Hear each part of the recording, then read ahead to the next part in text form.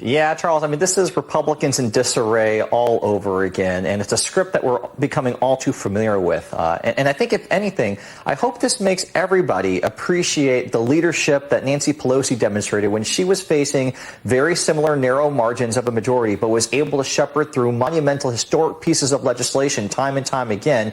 She was able to keep her caucus in line because she actually possessed legitimate leadership skills. Kevin McCarthy's just a leader in name only. He's just a speaker in name only. He's not in charge of this caucus. They just run roughshod over him, and he's created a dynamic where he has allowed the most extreme lunatic, conspiracy-driven fringe morons in his conference dictate the entire fate of the floor of the House of Representatives. And that is one of the most abject failures of leadership I think that we've ever seen in the history of the United States Congress. I can't imagine other Republicans back in the day, whether it was people like Tom DeLay, whether it was people even like Newt Gingrich, putting up with this type of insubordination, lunacy, and strategic moronic, playbook that the Matt Gaetzes of the world are trying to perpetrate on the House. It's a losing hand. Everybody knows it. McCarthy is just a neutered speaker right now, and he does ask the question, how much longer is he going to continue allowing himself to be humiliated? Yeah, I mean, when you think about the fundamental job description and function of Congress,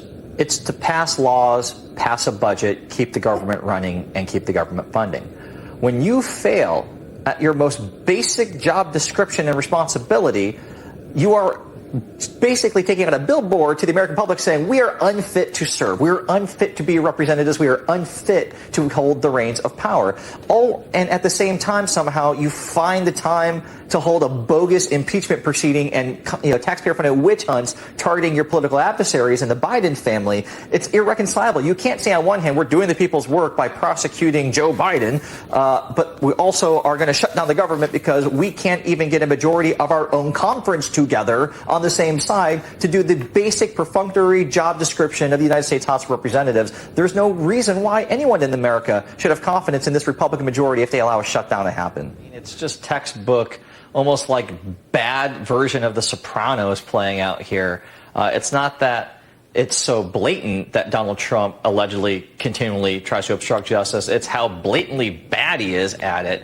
And I think Danny was right that for a lot of observers of what's been going on with the former president's legal troubles, the issue of when his own people start turning on him, when his own people start flipping on him, that's the most revealing element of all of this. And I want to remind everybody, when you hear Republicans go out there and say that these are witch hunts, these are partisan, this is the Biden administration going after their political adversaries, remember, every one of these cases, every single one of them is built on evidence from Trump's own people, from his own employees, from his own campaign workers, from his own White House officials, testimony, depositions, witnesses, first-hand accounts are all from people within Trump's orbit. They're not from partisan Democrats. I'm so glad you brought that up, because now I want to switch focus and talk about Fulton County and that little RICO case going on there with 19 co-defendants that Fani Willis is bringing.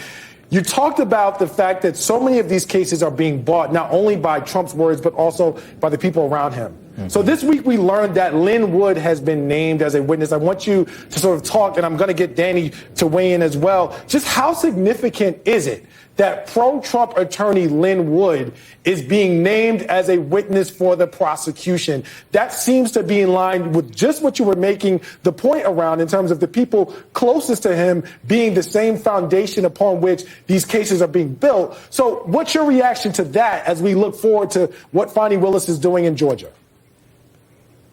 I think that it's important. I think this is why also the potential televising of that proceeding could be very important, because right now, most Americans may not know the ins and outs of all of these cases, and that's fine and that's expected. But if this is on television and everyone in America tunes in, and then they see not a partisan Democrat, not a progressive activist, but Donald Trump's own people testifying against him, I think that could be incredibly damaging for him. And this is the thing that Republicans need to be worrying about as we look ahead to 2024, frankly. They're going to be trying to run for president to keep their majority in the House, to try to win the Senate. All the while, this is unfolding on national television, and the star witnesses and the key testimonies are going to be from full-fledged Republican Trump MAGA sympathizers. They're going to be the ones to put the dagger in Donald Trump. It's not going to be the Justice Department, the bureaucracy, the deep state, all the conspiracy theories we hear from Republicans all the time. It's going to be from Donald Trump's handpicked people.